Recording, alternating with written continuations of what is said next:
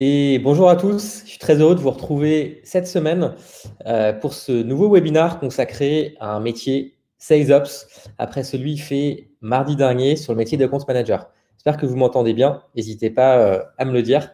Et je vais bientôt inviter du coup, si je le trouve dans la liste des participants, ce serait bien s'il était là, Jules, qui va être notre intervenant lead sur ce workshop ce soir. On va attendre évidemment quelques minutes que tout le monde se connecte et on va pouvoir démarrer du coup. Donc là, Jules est en train de se préparer. Nickel. On t'entend bien, je crois. Est-ce Vous que m'entendez bien, ouais? aussi, tout fonctionne bien de ton côté? Tout fonctionne bien. Ouais, Ok, ouais. parfait. Bah, écoute, on va attendre quelques instants. Je vois le nombre de participants qui est en train de croître à une vitesse extraordinaire. Je vais en profiter pour saluer les étudiants de la session d'octobre qui sont parmi nous, comme tous les mardis soirs, et qui, du coup, si je ne dis pas de bêtises, sont en semaine 7, du coup, en semaine 7 du bootcamp. Et oui, déjà, le temps passe vite. Et bah, du coup, salut Alexandre, salut Axel. François est connecté, c'est bizarre. Ok, intéressant. Et Curieux. salut Lorena aussi, une précédente session. Et salut à toutes les personnes qui sont en train d'arriver progressivement. Trop de succès, Lorena, exactement. C'est la rançon de la gloire, comme on dit. Et bah écoute, on va faire une prime pour les personnes qui étaient là à l'heure. On va démarrer maintenant. T'es chaud? Ouais, ouais, carrément. Allez, c'est parti. Euh, pour lancer un petit peu pour lancer un peu la machine, est-ce que tu veux nous expliquer peut-être pour démarrer un peu ton parcours? Ouais. Qu'est-ce que tu en penses? Est-ce que ça te va? Bah ouais, très bien, très bien. Allez, c'est parti. Ok, ok. Bon, bah du coup, je vais commencer peut-être à la fin de mes études, ou en tout cas une partie de mes études. Donc, j'ai fait quelque chose d'assez classique, hein. J'ai fait une école de commerce à Marseille. Et en fait, très rapidement, j'ai voulu primer, on va dire, mettre la priorité sur l'expérience pro, parce que j'avais pas vraiment de CV.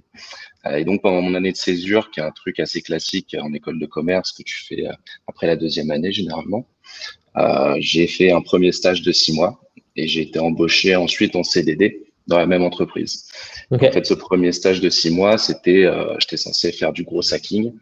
Euh, et en fait, je me suis très vite retrouvé à faire pas mal de choses autour de Et la croissance. c'était quelle Ouais. entreprise du coup? Chez MyTraffic. MyTraffic. MyTraffic. Ok. Ouais, ouais. Qui est une Qui est déjà entreprise une très startup canon. du coup, Voilà. Exactement. qui est partenaire de l'école. Ils sont basés Ouais. dans le 9e arrondissement, c'est C'est ça? ça, il me Enfin, semble. aujourd'hui Ouais, en tout cas. Ok.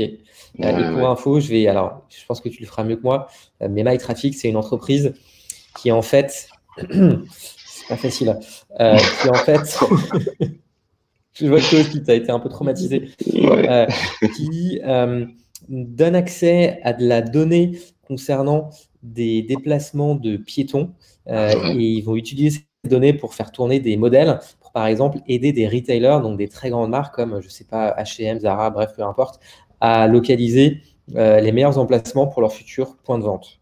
Exactement. Ok. Exactement, c'est ça. Enfin, ils ne doivent pas faire que ça, mais en tout cas, ça doit être une grosse partie de leur activité. Ouais, bah oui, oui, c'est leur principale plus-value, on va dire. Et Ok. une entreprise très canon, fort développement d'ailleurs, hein, si ça vous Ouais. intéresse, je vous rejoins à vous renseigner dessus. Et du coup, en fait, moi, je suis arrivé, la boîte était très early stage, on était à une quinzaine, et je devais faire du gros hacking, comme je l'ai dit, Mhm. en stage. Et en fait, le gros hacking, la vision qu'en avaient les fondateurs, c'était un petit peu quelque chose de très généralisé, on va dire. En fait, je devais faire pas mal de choses qui étaient liées au développement de l'entreprise, globalement. Donc, en fait, ma principale mission, c'était de faire de la lead génération, c'est-à-dire faire en sorte que les sales, ils aient des comptes à aller prospecter, et ces comptes correspondant à une cible spécifique. Et en fait, très rapidement, comme j'étais le seul à utiliser vraiment le CRM, ou en tout cas à mettre de la data dedans, je me suis retrouvé à devoir gérer ce CRM et du coup à créer de nouveaux process. Et en fait, assez logiquement, comme j'avais envie de continuer à bosser et à me faire de l'expérience, ils m'ont embauché en tant que sales ops, on va dire, Ok. pour la deuxième partie de l'année. Et là, en fait, du coup, j'ai repris tout le scope de la gestion du CRM. J'ai dû faire une migration, donc changer d'un CRM vers un autre, ce C'est qui était passé assez de, compliqué. Quelle était la transition? C'était de Pipedrive à HubSpot, il me semble. Ok, d'accord. Donc un bon entraînement, en fait, un bon aperçu de la gestion de CRM. Et Pas puis, trop de saisie manuelle? si, beaucoup Ok, d'Excel, beaucoup de saisies manuelles, d'accord. mais bon, ça fait partie du truc. Et puis après, le CRM n'était pas non plus il n'y avait pas des millions de data dedans, donc c'était pas non plus le casse-tête que ça aurait pu être si je le faisais aujourd'hui chez Spendesk. Donc voilà. Et puis en fait, assez rapidement, comme je me suis mis à mettre en place des process, etc.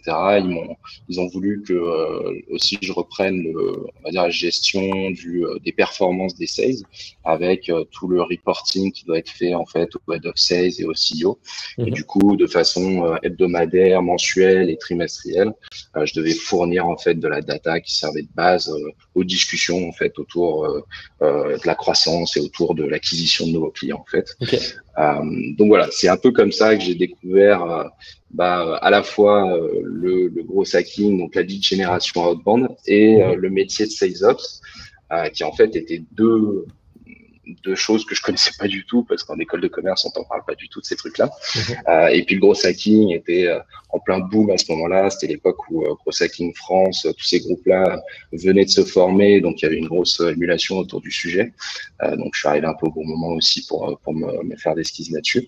Et puis le Sales Ops, c'est la même chose en fait. Au final, c'est à partir de ce moment-là que ça a commencé à arriver en France aussi.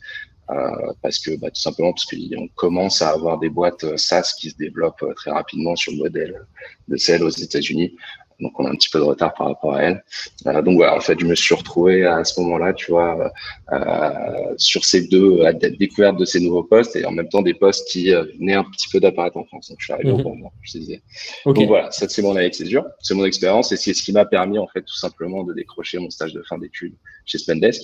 J'ai été recruté par Jérémy, notre head of growth, qui aujourd'hui se développe le marché américain pour Spendesk. Et en fait, ma première mission quand je suis arrivé en stage de fin d'études, c'était vraiment de me focus sur la lead gen outbound. Pareil, faire en sorte que les sales aient assez de comptes à prospecter, les bons comptes, les bons contacts, tu es la un bonne peu data. revenu sur les Exactement. premières missions que tu fais chez MyTraffic. Tu t'es Exactement. éloigné un petit peu de la partie Sales Ops à ce moment-là, du coup. En fait, ouais, pour le stage, mais je m'en suis jamais vraiment éloigné parce qu'en fait, quand tu fais de la ligne génération, tu es toujours en lien avec le CRM, avec les process de vente, avec les commerciaux aussi, il faut que je sois très proche d'eux. Donc au final, ça a été un petit peu un test pour moi, pour confirmer que le Sales Ops, c'était bien un truc qui m'intéressait. Et du coup, après ces 6 mois, en fait, assez logiquement, il y a un poste de Sales Ops qui s'est ouvert, Sales Ops Junior, heureusement. Et du coup, j'ai passé quelques tests et en fait, assez naturellement, j'ai été pris, ce qui m'a permis de décrocher mon premier CDI. Et là, en fait, si tu veux, j'ai gardé le même scope que j'avais sur mon stage de fin d'études, mais je l'ai étendu au monitoring des KPIs, etc., que je pourrais développer un petit peu plus tard peut-être. Avec plaisir. Donc voilà. Comme vous voyez, je suis en début de carrière, donc j'ai pas grand-chose à dire non plus sur mon parcours. Mais voilà, c'est pour ce qui s'est passé sur ces dernières années. Et du coup, par curiosité, chez Spendesk, en termes de CRM, est-ce que tu as dû découvrir aussi un nouveau CRM ou est-ce que c'était également HubSpot comme chez MyTraffic? Alors, ouais, j'ai découvert 2 nouveaux CRM puisque quand je suis arrivé déjà, tu as refait une transition. Close, et voilà, on a refait une migration. Donc cette fois-ci, c'est pas moi qui ai dû la gérer. Bon, j'ai participé, mais j'étais pas l'honneur du projet. Et aujourd'hui, on est sur Salesforce. Donc tu es devenu là pour le coup, tu es un expert CRM, tu as fait tous les outils que tu vas retrouver dans 90% des startups de l'écosystème tech. Ouais, globalement. Ouais. Okay. Je vais te confier une tâche ardue et je te prie de m'en excuser par avance. Est-ce que tu arriverais à nous faire une définition d'un Sales Ops? Ok. Ok. Bon, faut pas trop que je sois précis. En fait, le problème du Sales Ops, c'est qu'il y a beaucoup de Sales Ops différents. En fait, je dirais que dans toutes les boîtes, le Sales Ops a un peu un rôle différent. Mais globalement, un Sales Ops, déjà, c'est une personne généralement qui va arriver dans une entreprise qui est dans le milieu du SaaS globalement donc du logiciel ou du e-commerce peut-être, ou en tout cas une entreprise très digitalisée, et qui est généralement qui vient de lever des fonds ou qui va lever une série B. Donc la série B, c'est un petit peu la levée de fonds qui permet aux entreprises d'accélérer leur croissance rapidement. Donc, Et par donc là, exemple, entre par- 5 entre 5 et 20-25 millions, quelque chose comme ça. ouais, bah Spendesk c'était 35. Tu vois, donc ça Ok. peut aller aux États-Unis, tu as des séries B à 200 Alors, millions, donc ouais, ouais. deux écosystèmes différents, ouais. Exactement. Et donc, tu arrives à ce moment-là et en fait, il y a un réel besoin d'avoir des personnes qui sont en charge de créer des process qui puissent en fait supporter ce grossissement très rapide de l'entreprise, à la fois en termes de en termes de force de vente, donc nombre de sales, mais Mhm. aussi en termes d'augmentation des targets de revenus en fait. Et donc, le sales ops, c'est un petit peu la personne qui va être en charge de mettre en place tous les process qui vont permettre ce développement rapide de l'entreprise. C'est très global, hein, mais voilà, c'est à peu près ça. Ok. Et il y a, pardon, excuse-moi, je précise quand même, c'est Sales Ops. Sales Ops, c'est très focus sur l'acquisition et autour des sales. Donc, chez nous, ça va être les BDR et les AE. Mais tu peux aussi avoir les CS Ops qui vont, eux, s'occuper de ça, mais au niveau des personnes qui s'occupent des clients, donc des Customer Tu les as Success. appelés comment, les CSOps? Ouais, Customer Success Operation, en fait, Ok. tout simplement. Et tu as aussi, par exemple, les marketing ops qui, eux, sont en charge de créer les process au niveau marketing, en fait, pour assurer Mhm. l'acquisition au niveau inbound. Ok, donc en fait, il va y avoir un. Et ça, cette équipe Ops, du coup, Mhm. c'est. Comment dire? Enfin, est-ce que c'est une équipe à part entière? Ou alors est-ce que chaque Ops, chaque analyste, entre guillemets, est rattaché à son équipe de départ? Traditionnellement, en tout cas sur les modèles qu'on a, l'équipe Ops et Revenu Ops, en fait, c'est une équipe qui fait partie du département Operations, tout Ok, simplement.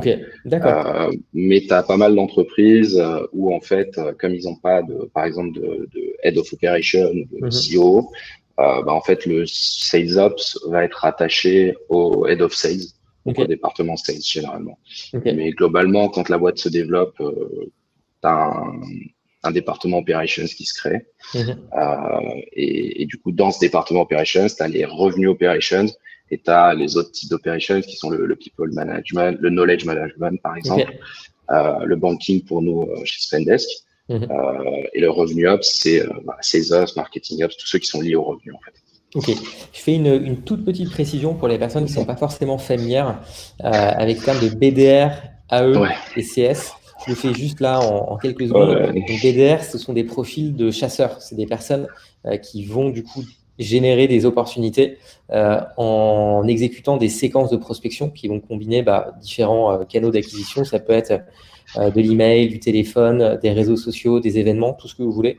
Les AE, c'est des account exécutives, c'est des personnes qui vont être chargées de convertir une opportunité qualifiée en client. Donc, c'est un métier où on va vraiment se concentrer sur le rendez-vous client. Et quand on parle de CS, Customer Success, on trouve pas mal de choses différentes. Il y a des CS qui sont mélangés avec des account managers. Le but, c'est de fidéliser un portefeuille de clients existants. Je ne sais pas si c'est le cas chez Spendesk. Et plus ou moins. Et ouais, parfois, il y a des CS aussi qui, du coup, ne font pas du tout de commercial, mais qui, eux, sont vraiment chargés du service client. Voilà. ouais. Donc, ça dépend un petit peu de chaque structure. C'est des questions qu'il faut poser. C'est des choses sur lesquelles il faut se renseigner quand on voit une fiche de poste. Et ça permet de comprendre un peu comment cette équipe est organisée. OK. Tu fais bien de préciser parce que je vais utiliser pas mal de termes, je pense, comme Ouais, ça. Donc, là n'hésite pas à me couper. pour donner un coup de pouce, Ouais. le cas échéant. Euh, Tu disais que tu participes donc quand tu définissais SalesOps, tu disais qu'il y avait un aspect vraiment très fort sur la définition des process. Est-ce que tu as quelques exemples, par exemple, sur cette année 2020, de process que tu as pu mettre en place? Alors que moi j'ai mis en place, ouais, typiquement, je suis parti d'un problème en fait qui était que j'étais en charge de distribuer tous les comptes aux commerciaux pour qu'ils les prospectent. Donc en fait, c'était quelque chose que je faisais de façon hebdomadaire. En fait, le lundi matin, j'avais mon badge de compte disponible et je devais les distribuer, les répartir. Sur le CRM. Sur le CRM. Ok, exactement. Ils étaient apparus comment ces comptes? C'est assez long. En fait, nous, on va sourcer nos comptes sur Internet, sur plein de bases de données différentes, dont la principale va être LinkedIn, on va dire. Et en fait, ces comptes, faut qu'ils matchent certains critères parce qu'on a une segmentation assez précise. Donc, ça veut dire qu'il faut qu'il y ait un tel nombre d'employés, ou en tout cas que ça se trouve dans une telle tranche d'employés. Donc, il y a des outils d'enrichissement de données qui existent, qui vont venir enrichir la donnée que vous récupérez, la donnée un petit peu parcellaire que vous récupérez. Il y a ces outils d'enrichissement de données que vous connectez et qui vont justement, entre guillemets, pouvoir, dans un CRM, ajouter des informations supplémentaires sur l'industrie, taille d'entreprise, etc., etc. Exactement. En fait, si tu veux, globalement, tu as des outils qui te permettent d'aller choper la donnée sur toutes ces bases de données. Et ensuite, la machine a une limite. Donc, en fait, on va après créer des listes de toutes les boîtes où il va manquer de l'info. Et on va envoyer ça à des freelances avec qui on bosse et qui, eux, sont en charge, en fait, d'aller récolter la data quand elle est manquante et aussi d'aller chercher les bons contacts. Une fois que tout ça c'est fait, on met ça dans la machine, donc dans le CRM. Et là, tu as globalement ton pool de comptes qui sont disponibles. Et du coup, pour en revenir au truc, en gros, je devais choisir en fait dans tous ces comptes qui allait avoir quel compte. J'avais des volumes assez définis, etc. De comptes à distribuer, mais on perdait vraiment ce business sense où en fait, parfois tu as des sales qui ont plus d'appétence envers certain secteur d'activité ou envers certains types de contacts, etc. Donc on perdait un peu cette qualité. Et moi, globalement, ça me mettait peut-être 4 heures par semaine à faire ça. Donc c'était pas productif et personne n'était vraiment gagnant dans l'histoire. Donc en fait, ce qu'on a fait, c'est qu'on a mis en place un process qui permettait depuis directement le CRM d'allouer des comptes en fait de façon massive et de le faire par les team leaders de nos commerciaux. Parce qu'en fait, si tu veux, nos BDR, ils ont des managers. Ça a des équipes de 6 BDR et au-dessus d'eux, il y a un BDR expérimenté qui a trouvé qu'il était performant et qui avait envie de manager, qui du coup va s'occuper de ce team. Et c'est lui qui est en charge de la distribution des comptes. Donc, c'est un process qui n'était pas très compliqué à mettre en place sur le CRM. Mais en tout cas, ça a totalement changé la qualité en fait de la distribution des comptes et du coup on a vu nos taux de conversion par exemple augmenter notamment grâce à cette mise en place de ce process. Mais c'est un exemple parmi plein d'autres pour le coup. Ok, donc ça donne effectivement une idée de tes missions et de ta responsabilité et tes interactions aussi évidemment avec les différents groupes. Je vais prendre quelques questions qu'on nous a posées dans le chat. Il y en a certaines que je vais garder pour la fin, je vous préviens. Notamment, par exemple, la question de Lorena, à mon avis, je vais plutôt la garder pour la fin. Les questions de Paul, du coup, étudiant de la session d'octobre, évidemment, je privilégie. Quelles sont les tâches que tu automatises le plus?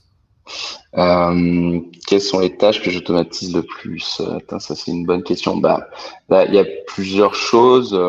Sur le côté sourcing, ça va être évidemment récolter de la data.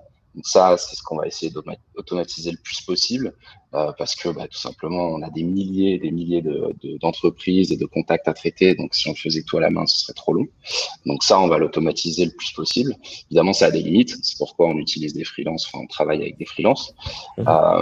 Et aussi, une autre chose que j'essaie d'automatiser le plus possible, c'est comment ne pas utiliser des termes trop chinois, le reporting en fait de toute la data concernant les performances des commerciaux. Donc, typiquement, savoir combien d'appels a passé un commercial pendant la semaine, combien de rendez-vous il a booké, combien d'opportunités il a créées, etc. Ça, on va essayer de l'automatiser au maximum parce que, encore une fois, ce serait trop long de récolter ça à la main, sachant que aujourd'hui, on a une 60aine de sales dans l'équipe.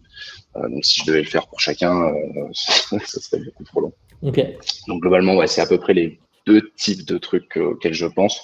Mais il y en a pas mal d'autres aussi. Mais je pense qu'on irait trop dans le détail, peut-être, si je disais. Est-ce que, avant qu'on passe à la suite, tu as 1 ou 2 autres exemples justement de missions que tu fais au quotidien.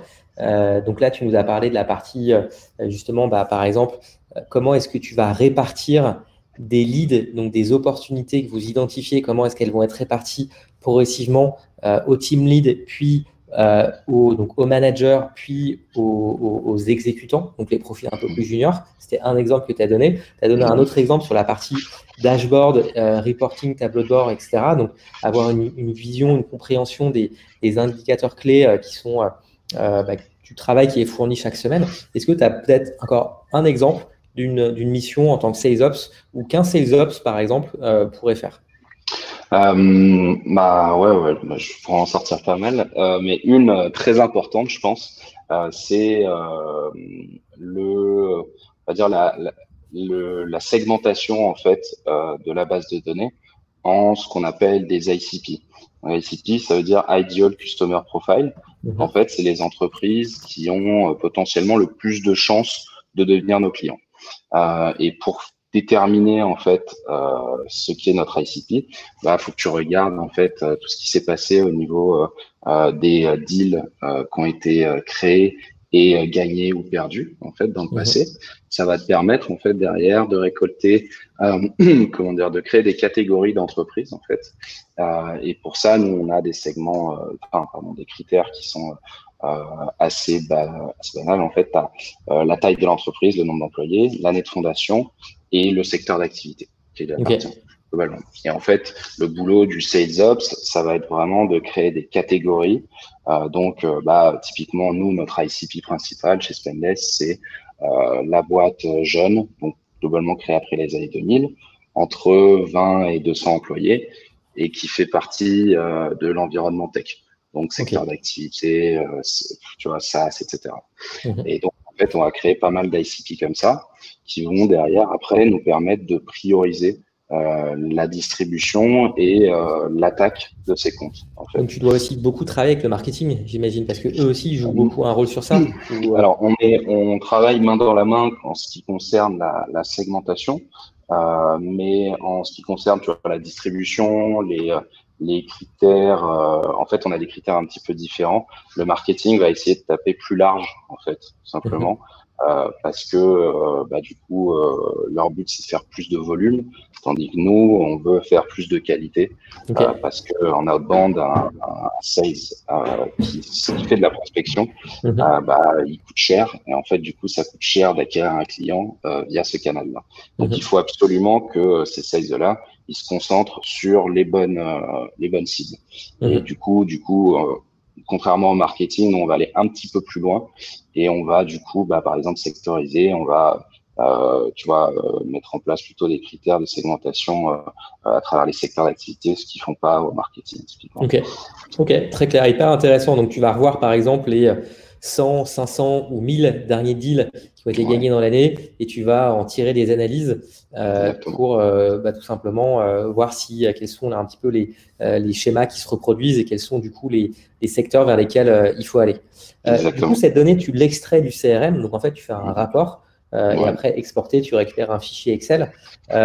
Là, j'imagine que ton boulot, il ne se finit pas là. Derrière, au contraire, c'est presque même là que tout commence. Là, du coup, derrière, tu dois avoir une belle maîtrise aussi d'Excel parce que tu dois arriver à produire des analyses. Ouais.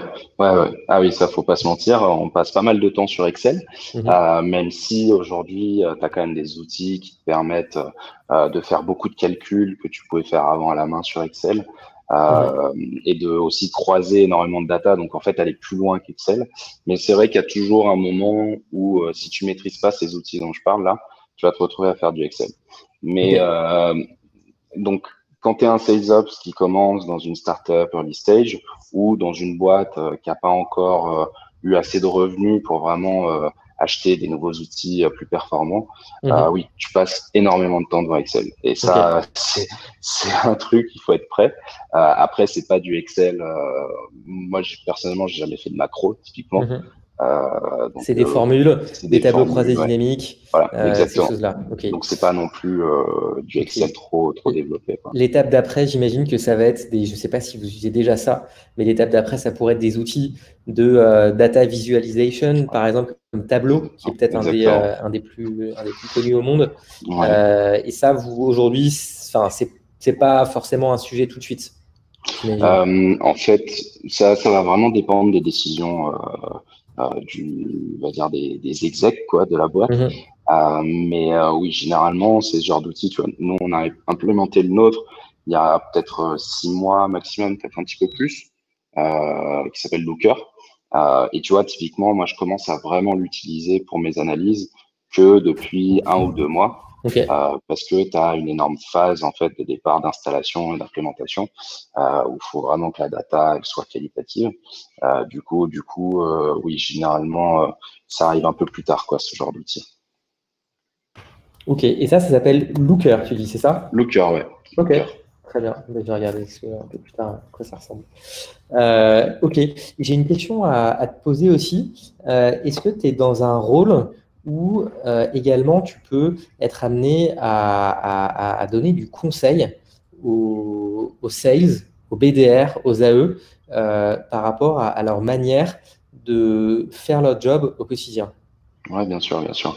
En fait, c'est une grosse partie de la mission, en fait, parce que quand je parle de créer des process, OK, mais derrière, après, en fait, que tu rendes les sales plus productifs, en fait. Mhm. Donc, t'es pas obligé de créer tout le temps des process, tu peux aussi leur donner des conseils.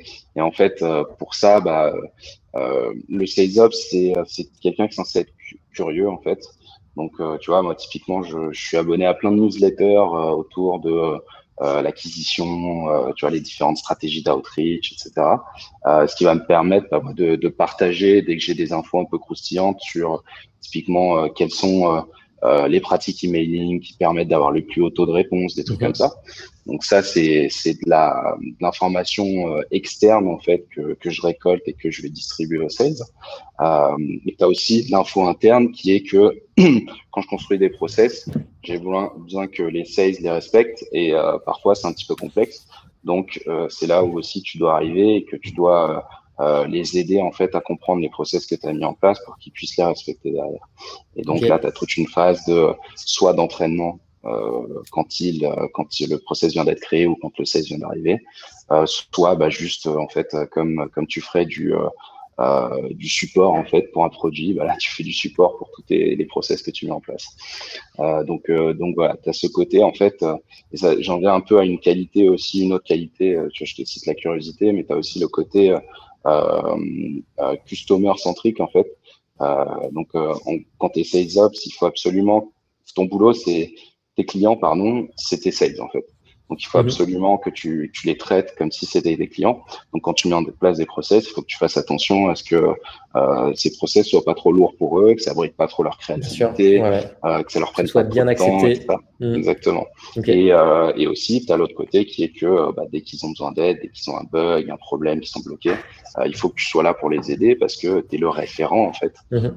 Donc si toi tu le fais pas, il y a personne qui va le faire et du coup tu vas perdre toute la confiance qu'ils ont en toi.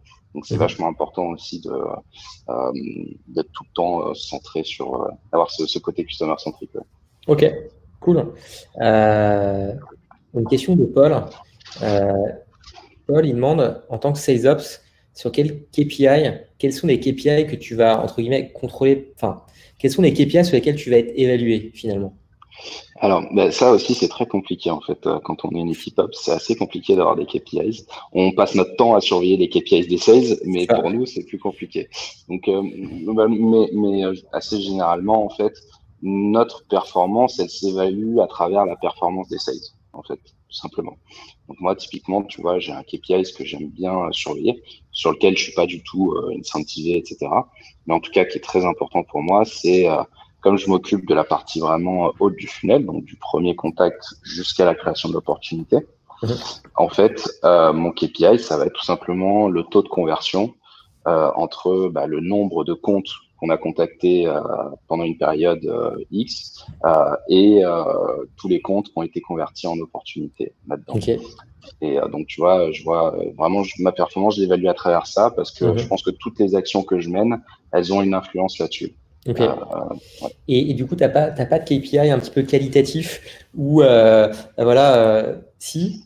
Non, non, c'est Ok. trop compliqué. En vrai, Ou du coup, parce que les sales pourraient être interrogés, du coup, on pourrait leur demander, voilà, est-ce que Jules t'a bien aidé? Est-ce qu'il a eu des bons conseils sur le dernier trimestre? Et non, pas trop. ouais. Enfin, Bah, j'imagine que c'est le cas dans certaines boîtes, mais en fait, aujourd'hui. on le fait de façon un peu indirecte parce que en fait, on a un outil qu'on utilise dans toute l'entreprise, qui est un Mhm. outil qui nous permet de faire des feedbacks et d'évaluer les performances de certains de nos collègues, qui Ok. s'appelle 15 Ok. tout simplement.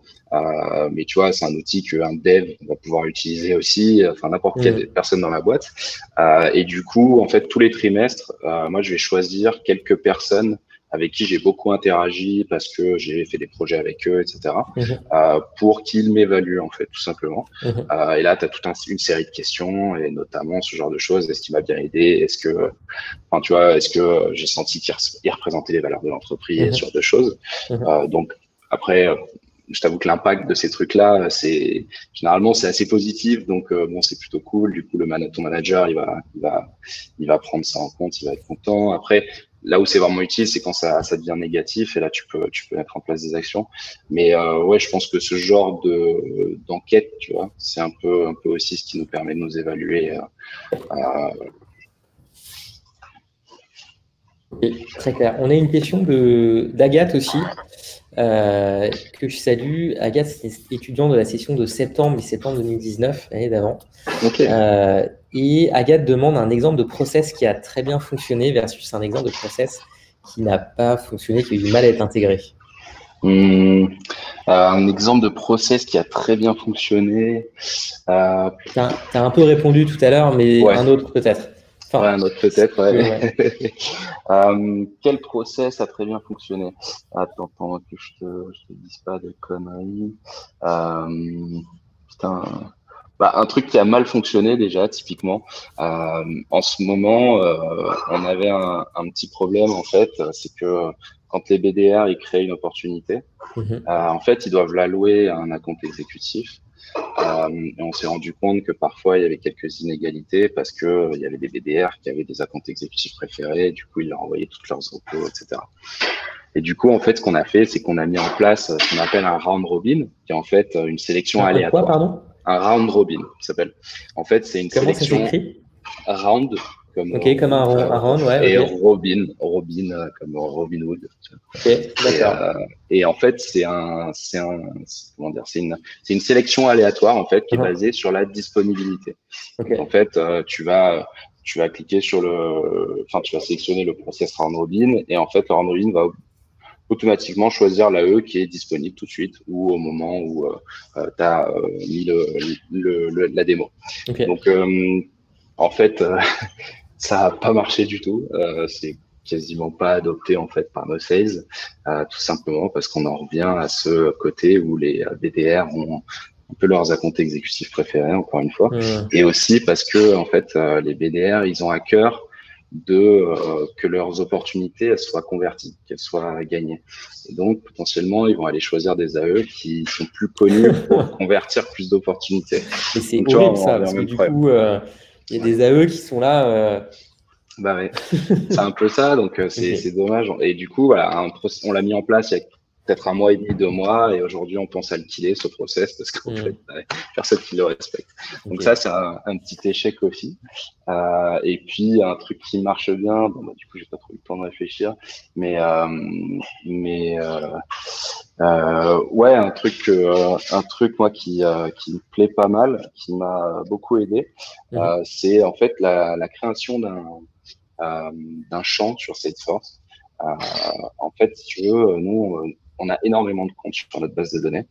Et ce qu'on fait, c'est que tous les 3 mois, on va rafraîchir la donnée sur ces comptes, sur Mhm. tous les comptes qu'on peut. Donc, en fait, tu as plein de règles qui font qu'un compte peut être rafraîchi, notamment le fait que quand il a été contacté et que on n'a pas pu le convertir, la raison soit valable. Typiquement, si le gars n'était pas intéressé, en fait, le recontacter 3 mois plus tard, c'est une raison valable. Tu as pas mal de trucs comme ça. Est-ce que le compte fait aussi partie de notre segmentation, etc. Et donc avant, c'était quelque chose, cette sélection, je la faisais manuellement via plein de filtres que je rajoutais sur un report. Donc c'était très compliqué. Et en fait, notre admin Salesforce a été embauché, il est arrivé et je sais pas, peut-être en 1 heure, il a créé un champ qui permet en fait de rassembler tous les filtres que moi je mettais dans les rapports et du coup de flaguer tous ces comptes qui sont à rafraîchir. Et maintenant, en fait, tu n'as plus qu'à afficher un rapport avec tous les champs qui sont dont la case est cochée sur ce champ et du coup ensuite les exporter et mettre à jour la data. Donc ça, c'est un truc qui m'a fait gagner énormément de temps et à mon équipe aussi, donc assez content là-dessus. Ok, il devait se sentir utile. Ouais, vraiment. Ouais. Un quick win pour lui. Ouais, vraiment. Okay. Il en fait beaucoup. Qu'est-ce qui t'intéresse le plus aujourd'hui? Qu'est-ce qui te fait le plus vibrer dans ton job au quotidien? Et qu'est-ce qui parfois peut être un peu plus rébarbatif? Parce qu'il y a aussi du rébarbatif dans tous les jobs. Donc, comment est-ce que tu vois un petit peu l'arbitrage entre ce que tu aimes bien faire et les moments où tu te dis, OK, là, il faut que je mette mon casque et que j'écoute un peu de musique? Ouais. Moi, ce qui me plaît énormément dans ce job, en fait, c'est que je suis vraiment en charge de superviser tout l'amont du funnel, en fait, de vente. Donc, comme je te disais, premier contact jusqu'à la création de l'opportunité. Et donc, en fait, je fais partie des décisions stratégiques autour de quel type d'entreprise on va cibler, dans quel volume il faut qu'on le fasse, quels sont les objectifs de nos BDR. Toutes ces décisions, en fait, qui vont avoir un impact sur notre acquisition. Niveau outbound. Donc, c'est ça qui me fait vibrer vraiment, c'est que tu sens qu'en fait, tu as un réel impact et que cet impact, il concerne une boîte qui a énormément d'ambition et que potentiellement, on va retrouver dans 10 ans sur Wall Street en train de sonner la cloche. Tu vois. Donc, c'est un truc qui me plaît beaucoup et en même temps aussi qui me permet d'apprendre énormément. Donc ça, c'est vraiment le bon côté. Après, du coup, tu as le revers de la médaille qui est que comme tu es impliqué dans plein de décisions, je fais énormément de meetings, par exemple. Donc ça, ça me prend beaucoup de temps. Et parfois, tu as juste envie de dire stop, mais en même temps, tu peux pas parce qu'il faut avancer sur des sujets et que t'as pas envie d'être le mec qui dit stop, quoi. Tu as énormément de meetings. J'ai énormément aussi de demandes entrantes des sales. J'ai un bug là, il y a cet outil qui marche pas, il manque une info là, etc. Donc aujourd'hui, on a des canaux spécifiques où ils peuvent nous communiquer ça. Mais quand même, malgré l'existence de ces canaux, j'ai toujours plein de sales qui viennent directement vers moi parce qu'ils savent que potentiellement ça sera fait plus rapidement. Donc c'est pas quelque chose qui me saoule, que je déteste dans ce métier parce que du coup je le ferais pas si ça me saoulait vraiment. Mais parfois ça me donne envie justement de tout stopper, comme tu dis, de mettre les écouteurs et de plus écouter personne. Ça c'est clair. Donc ouais, faut s'attendre à être sollicité très souvent en fait et à faire beaucoup de meetings. Après, ça dépend aussi de l'organisation de la boîte, mais c'est un peu les côtés fatigants du truc. Ok. On a avant que je passe à un autre point, on a une petite question d'Antoine que je salue au passage. Est-ce que tu as des interactions avec l'équipe finance / contrôle de gestion? Est-ce que vous partagez quelques KPI? Alors moi directement non. Pour le coup, c'est plutôt notre Head of Operations qui s'occupe de ça parce que c'est lui en fait qui définit les budgets de l'équipe et du coup c'est lui qui du coup va être en lien avec la finance. Là où j'ai potentiellement peut-être des relations avec eux, c'est qu'en fait j'ai une équipe moi de stagiaires qui sont en charge justement de sourcer tous les comptes. Là où moi je vais plutôt gérer la stratégie. Et pour le coup, quand j'ai besoin de faire grossir mon équipe, par exemple, là, je vais avoir des interactions avec la finance. Mais ça se limite à ça, puisque tu vois, le budget des outils, etc. C'est plutôt au niveau du Head of Operation que c'est géré ou notre Salesforce Admin, par exemple. D'accord. Et donc lui, du coup, ce fameux Head of Operation, c'est ton boss, c'est celui auprès duquel tu reportes, du coup. Exactement. C'est Romain, c'est mon boss. Et pour le coup, tu vois, typiquement, c'est lui qui va être en charge de faire en sorte qu'on va faire baisser notre coût d'acquisition. Tu vois, c'est des trucs, c'est lui qui est committee, enfin qui est vraiment la personne responsable de ça. Après, nous, on va avoir notre influence là-dessus, ce qui fait que c'est lui qui est en communication avec la finance pour le coup. Ok, très bien. C'est quoi, d'après toi, Je pense qu'il y a peut-être des personnes parmi nous qui se disent… déjà, il y en a plein qui vont bosser avec des sales ops, forcément. Donc, ça, c'est intéressant parce que du coup, tu comprends mieux aussi ce rôle-là. Il y a peut-être même des personnes qui vont, que ce soit à court terme ou à long terme, s'orienter vers ces postes-là. Parce que c'est des postes, on n'en a pas trop parlé jusqu'à présent, mais c'est des postes qui sont vraiment en expansion. Pourquoi est-ce qu'ils sont en expansion? Tout simplement parce que quand vous avez des entreprises de la tech qui font des levées de fonds maintenant en France de 300 millions d'euros, comme Miracle, là, il y a quelques semaines, derrière, vous allez avoir des équipes de sales qui vont être très importantes. Et comme il y a à peu près un ratio, on dit parfois, de 1 sales ops pour 10 sales, ça veut dire que derrière, il y a des postes forcément qui vont se créer. D'où ma question par rapport à ce poste de sales ops. D'après toi, les qualités les plus importantes pour réussir, qu'est-ce que tu mettrais en avant? Il y en a deux dont j'ai déjà parlé, je pense déjà. Donc, c'est ce côté être très curieux, donc essayer d'être au fait des innovations, de l'actualité, avoir envie vraiment d'aller chercher de l'info et de se renseigner. Donc, la curiosité, le côté travailler pour un client, quoi, être customer oriented, comme on dit dans le milieu. Ça, c'est vachement important. Une qui est liée à ça aussi, une autre grande qualité, je pense qu'il faut avoir, c'est de développer en fait une approche consultative quand on travaille, dans le sens où du coup, il faut être customer oriented, mais il faut aussi être la personne qui va permettre au manager d'avoir une vision plus large des choses, tu vois, de prendre un peu de recul sur les décisions qu'ils veulent prendre et du coup de potentiellement essayer de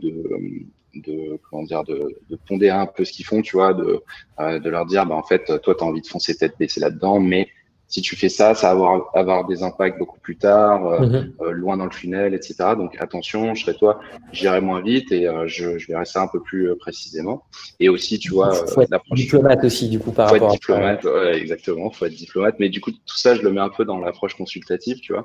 Donc, diplomatie, aussi être très communicant. Donc, faut pas être quelqu'un qui reste dans son coin, c'est pas possible. Donc ouais, c'est lié au diplomate, mais il faut aussi avoir constamment cette feedback loop, comme on dit, tu vois, donc vraiment avoir une communication à flux tendu en fait avec tes interlocuteurs, tes différents stakeholders. Voilà, cette approche consultative. Après, tu as des hard skills un peu, tu vois, style Excel, faut savoir faire. C'est toujours bien aussi de connaître l'environnement CRM, savoir à quoi ça ressemble, tu vois, de gérer des comptes, des contacts, des opportunités, ce genre de choses. Donc, faut l'avoir quand même un petit peu pratiqué. Il y a, qu'est-ce que je pense aussi au côté, mon avis, un bon sales ops, c'est quand même quelqu'un qui sait comment fonctionne un funnel de vente. Donc, il sait globalement quelles sont les différentes étapes en fait pour vendre un produit SaaS. Et puis qu'est-ce qu'il peut y avoir d'autre aussi Ouais, super important. J'ai dû penser là. En fait, je pense que 90% du boulot, c'est peut-être pas 90%, 80% du boulot, c'est de résoudre des problèmes. Donc, faut être quelqu'un qui aime résoudre des problèmes. Typiquement, j'aime bien faire des casse-têtes, j'aime bien un peu me triturer, trouver des solutions à des problèmes. Et ça, c'est un truc qu'on fait constamment en sales ops. Donc, si on est quelqu'un qui aime pas trop faire face aux problèmes, qui aime bien éviter, etc., c'est un peu compliqué quand même de faire ce boulot-là parce qu'on passe beaucoup de temps à le faire. Donc voilà, il y a pas mal de qualités nécessaires. Et typiquement, tu vois, un truc que j'aimerais bien souligner, c'est que moi, j'entends beaucoup de types dans le milieu qui disent que faut absolument savoir faire du code, par exemple, pour être sales ops. Donc, je suis pas d'accord avec ça. Pour le coup, moi, je sais pas coder. J'ai les bases du SQL, donc pour visualiser de la data, je sais à peu près faire, mais je suis vraiment nul. Je sais pas coder sur Salesforce, etc. Donc, faut pas se dire non plus qu'un sales ops, c'est quelqu'un qui va être à la limite du dev en fait. Mhm. Et je pense que ça, c'est une vision que pas mal de gens ont, qui est complètement fausse en fait, qui Mhm. peut être vraie sur certains postes très spécifiques où on est très spécialisé, mais quand tu as un poste de sales ops un peu plus généralisé comme le mien, pour le Mhm. coup, t'as pas besoin, faut que tu saches te débrouiller, etc. Mais t'as pas besoin d'être quelqu'un qui a fait le wagon, par exemple. Tu vois. Ok. Ok, d'accord. Bah ouais, c'est une vraie question. SQL, on va souvent retrouver ça effectivement au moment où on doit aller exporter évidemment des montants de données assez importants des bases de données Ouais. d'entreprise. J'imagine que parfois ça doit t'arriver de devoir le faire. Soit tu te débrouilles toi-même quand c'est assez simple, soit Ouais. j'imagine que tu as peut-être un data analyst ou voilà, un dev qui de temps en temps est un petit peu le préposé SQL sur les rapports et avec qui tu vas voilà Exactement. demander un petit coup de main, c'est ça? Ouais, exactement. Nous, pour le coup, c'est plus des data analystes, parce qu'on a une équipe data, on a la chance d'avoir une Mhm. équipe data. Mais ouais, globalement, c'est exactement ce que tu as dit. Ouais. Donc, ouais. Après, c'est toujours bien, je pense. Moi, je suis peut-être pas un bon élève, un bon exemple là-dessus. À mon avis, le SQL, c'est peut-être s'il y a un seul code potentiellement qu'il faut apprendre, c'est celui-ci. Si on Mhm. va être sales ops. Ok, Et, ok, très bien. Ça, c'est marrant, il y a Felicia dans le chat qui nous a envoyé un outil à travers lequel elle dit qu'elle s'est entraînée sur la partie CRM pour se former sur le poste. Trailhead, c'est nos voisins qui sont ah ouais. là à 3 mètres de moi. Ils pourraient peut-être même me voir à travers la vitre derrière. Du coup, enfin, je Ok. crois qu'ils ont déménagé il y a quelques jours, quelques heures. Mais en tout cas, on les a bien vus ces derniers mois. Bah, c'est Euh, Salesforce, non? Après, ouais, c'est ça. ouais, C'est ouais, ouais. ceux qui font les Euh, certifications. yes. Et alors, quelques autres questions de ma part, bien sûr. Donc là, on a vu la partie qualité, on a vu la partie hard skill. Est-ce que comment ça va se passer, toi, en termes de possibilités d'évolution Ouais. sur les prochains mois, les prochaines années aussi? Comment tu vois les choses? Quels sont les différents, on va dire les différentes voies qui s'offrent à toi? Bah, moi, tel que je le vois, pour l'instant, l'évolution la plus plausible, en fait, c'est d'aller vers un poste de ce qu'on appelle revenu ops. En fait, c'est ce que je présentais un petit peu au début.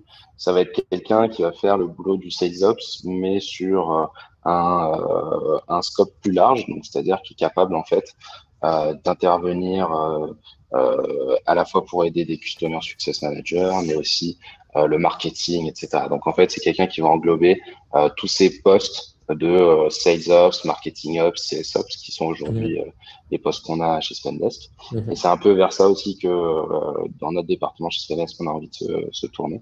Ok. Donc en fait, un petit peu sortir de nos silos pour avoir un scope plus large. Donc ça, Mhm. c'est pour moi, c'est le moyen terme. Ensuite, pour le plus long terme, j'ai deux choses que j'ai envie de faire. La première, déjà, potentiellement, ce qui me plairait, moi, ce serait d'être en fait d'arriver en tant que premier sales ops d'une entreprise qui est en train de se développer Mhm. et de monter mon propre département operations en fait. Donc tu vois, à la fin en fait peut-être être head of operations, tu vois, donc vraiment avoir Mhm.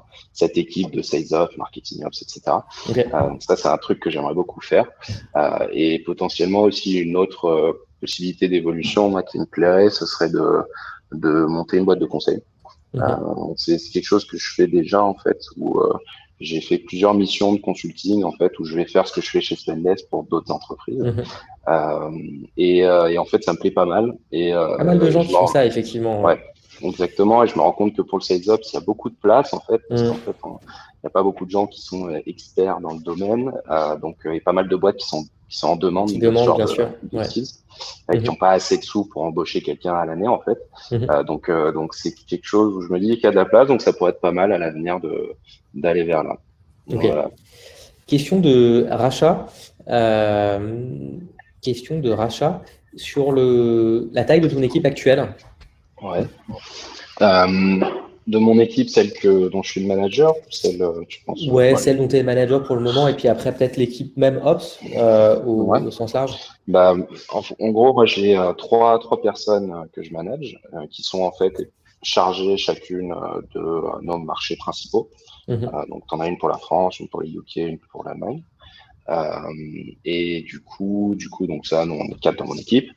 Et ensuite, dans l'équipe Ops, globalement, on est un petit, je crois qu'on est 13 ou 12, un truc comme ça. Ok. Donc, on est 2 en Sales Ops, il y en a 2 en Customer Success Ops. Tu as une personne en Marketing Ops. Et après, tu as des personnes qui gravitent un peu autour de ça. Tu as par exemple une personne en charge de ce qu'on appelle le Sales Enablement. Donc, c'est toute la personne qui va mettre en place tous les trainings des sales, faire en sorte que tous les sales ils suivent la même méthodologie de vente. Donc, en fait, globalement, aligner tout le monde autour de notre mentalité de vente et notre façon d'acquérir de nouveaux clients. T'as une personne en charge du knowledge aussi, qui lui va s'occuper en fait de gérer toute notre base de connaissances en fait et de partage de la connaissance à travers toute l'entreprise via des outils comme Notion par exemple, qui est un super outil pour ça. Et puis, tu as une partie banking. Là, c'est très spécifique à Spendesk parce que comme on gère des flux de paiement, en fait, il faut qu'il y ait des personnes qui soient spécialisées dans la compliance, par exemple, pour pouvoir faire en sorte qu'on respecte la loi, en fait, quand on accueille des nouveaux clients. Donc voilà, c'est globalement comme ça que ça se compose chez les ops à Spendesk. Ok. Est-ce que c'est quoi les… Je pense que ça va être ma dernière question, donc après on demandera s'il y a des questions dans l'auditoire. Comment est-ce qu'on devient aujourd'hui Sales Ops du coup? Alors il n'y a pas d'école, il y a différentes voies possibles. Comment est-ce que tu analyserais cette situation, toi?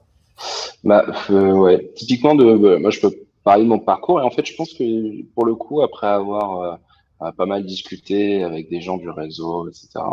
Je me rends compte qu'il y a pas mal de gens qui ont fait comme moi en fait, qui se sont retrouvés à devoir être un peu les personnes en charge du sourcing, donc de générer tous ces leads là pour les commerciaux, et qui du coup étaient un peu les experts du CRM et en fait naturellement ils sont devenus sales ops. Donc c'est un petit peu généralement c'est des gens qui ont soit fait un stage de fin d'études, du coup, dans le gros, typiquement, dans le gros ou la lead génération, soit en premier CDI, en premier emploi.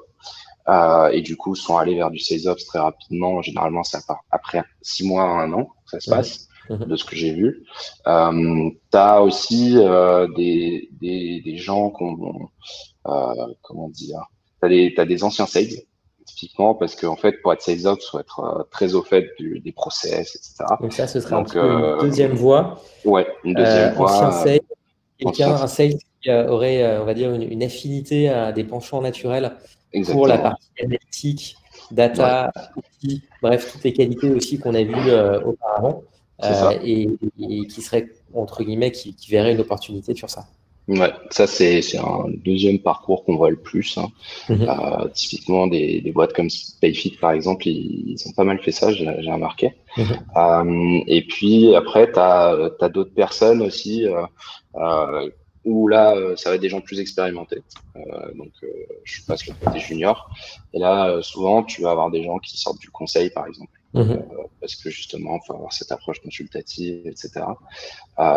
Et du coup, ouais, quand on fait quelques années dans des gros cabinets de conseil, là tu en as pas mal des profils comme celui-ci.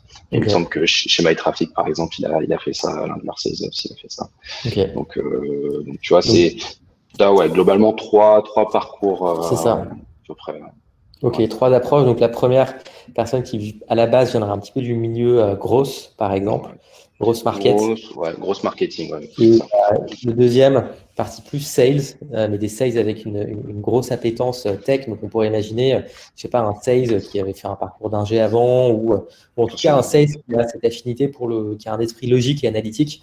Et dernière possibilité, du coup, des personnes qui viennent plutôt du conseil et qui vont être capables aussi en entretien derrière de démontrer qu'elles ont accessoirement cette connaissance et cette vraie affinité pour le sales, parce que c'est pas toujours le cas. Et du coup, ça peut faire beaucoup à découvrir, évidemment, si on veut se reconvertir et réussir en entretien. C'est clair. Ouais. Ok, bah écoute, c'est super intéressant tout ça. Est-ce qu'il y a des questions? Alors, il y a quelques questions auxquelles on n'avait pas répondu. Je vais les reprendre au début. Et si vous avez des questions, je vous laisse les poser où vous voulez dans le chat, dans l'onglet questions. C'est comme vous souhaitez. Alors, une question qui a été posée par Felicia. Une difficulté que tu rencontres, toi, en tant que sales ops, parfois. Est-ce que tu peux peut-être on en a un peu parlé tout à l'heure, mais est-ce que tu peux élaborer un petit peu sur ça, sur le côté challengeant de ton job et des moments où tu te dis, OK, là, je suis un petit peu dans une impasse, comment je vais faire pour m'en sortir? Bah, un côté que je trouve assez compliqué en fait, c'est le suivi en fait de la mise en place de nouveaux process. Typiquement, tu vois, c'est quelque chose.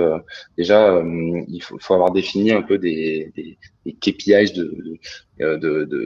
d'implémentation, si tu veux, d'un Mhm. nouveau process.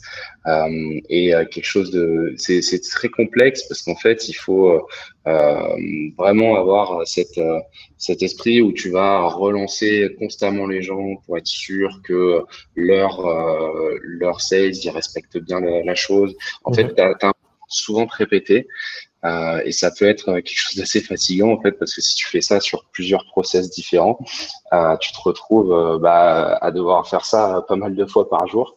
Donc c'est un côté qui est assez complexe à gérer, je trouve. Mhm.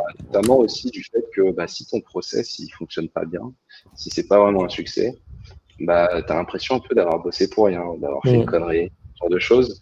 Donc, faut souvent en fait se prendre du recul et se remettre un petit peu en question et essayer de voir où est-ce que ça a pêché, etc.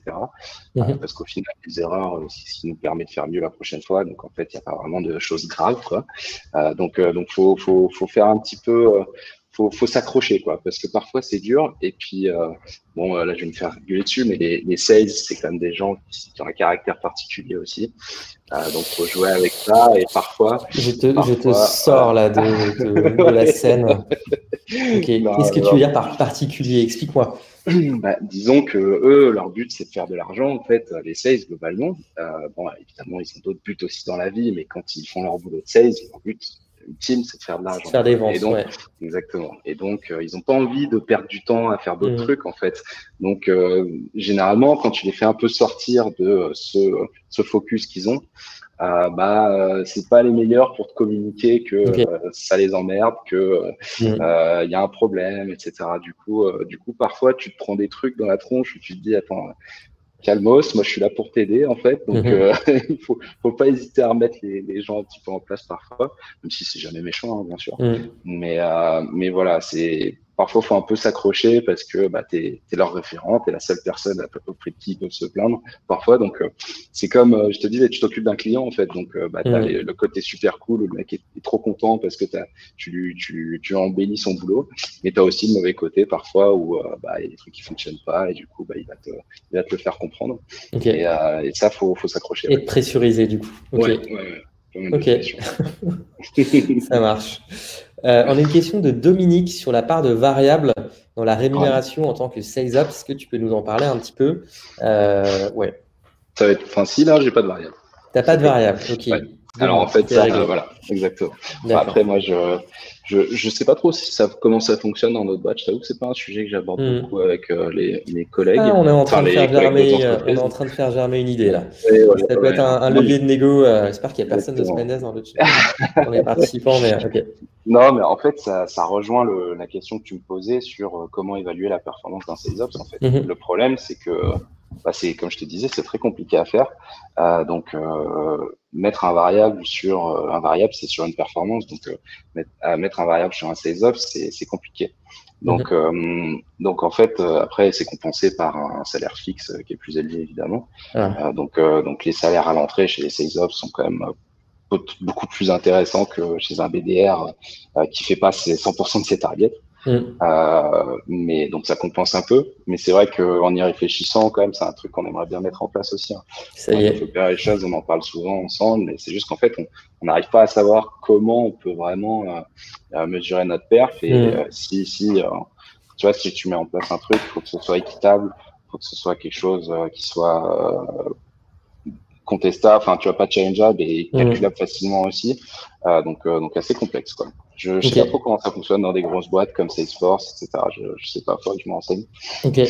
C'est une vraie question, Mais ouais, effectivement. c'est une vraie question parce que je sais que chez Human School, c'est des sales, donc forcément le variable ça a beaucoup d'importance. Mais voilà, pour vous rassurer, si vous voulez être sales ops, le fixe est quand même assez élevé, donc c'est cool. Ça pour le coup c'est sympa. OK. Écoute, c'est bien noté.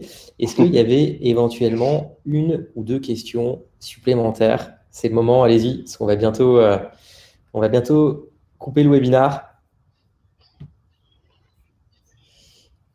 Et on va voir. Je ne sais pas si quelqu'un est en train de taper. On va attendre encore 2 secondes. En tout cas, c'était hyper intéressant. Moi, j'ai beaucoup appris aussi ce soir. Donc, c'était cool de pouvoir participer. C'était pas forcément prévu à la base, mais quand on m'a proposé cet après-midi, je me suis dit, bah, en fait, on parle tellement de SalesOps, c'est cool. C'est vraiment l'occasion d'approfondir le sujet. Et bah, déjà, je pourrais te remercier un petit peu après, mais c'était top. Alors, j'ai pas d'autres questions. Je vais vous demander une chose que je vais pas oublier, et j'espère que j'ai bien votre vigilance. La dernière fois, j'ai oublié, je me suis fait fouetter par notre équivalent SalesOps en interne par rapport au feedback qu'on demande sur le workshop et qu'après on partage à Jules. Donc du coup, je vais vous envoyer. Je rigole, je ne me suis pas vraiment fait fouetter. C'est du je vais vous envoyer un lien. Il faut juste que je le retrouve. Ne partez pas, non, ne partez pas. Il arrive tout de suite ce lien et voilà, je l'ai, c'est bon. Don't forget the feedback. Non, je ne l'ai pas. Ça ne te regarde pas, Serge. Ça reste entre nous, ces choses-là. C'est Pauline.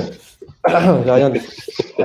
Du coup, je l'envoie ici et je vous laisse le compléter.